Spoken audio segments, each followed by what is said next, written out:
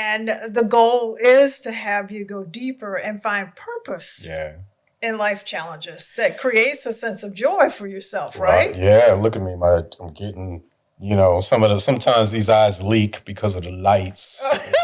If that's your story, I would tell you to just let it flow, right? Yeah. I would tell you that if you feel the need to weep, then allow that human emotion of sadness to come forth because it's cleansing. It definitely comes out from time to time. Mo recently retired, and sometimes she'll have a good day, and sometimes it's not so good. But I often talked about that being part of that loss Yes. thing that you Yes. mentioned from time to time, like even her dad selling his house, Yeah.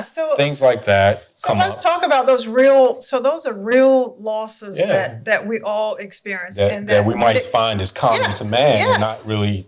Why are you getting so emotional about that? That kind of stuff. And instead of why you getting so emotional about that, just sit with the person and allow them to get Yeah, emotional about yeah, it, right? That's yeah, part of processing yeah. that.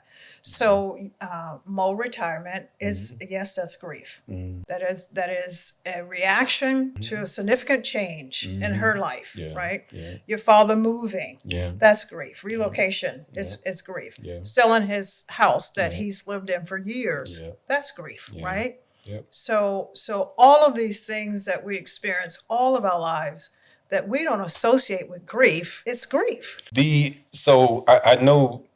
Is there any, without sharing too much information, is there any one particular example that you can say before this person was this before the grief counseling and after? Sure.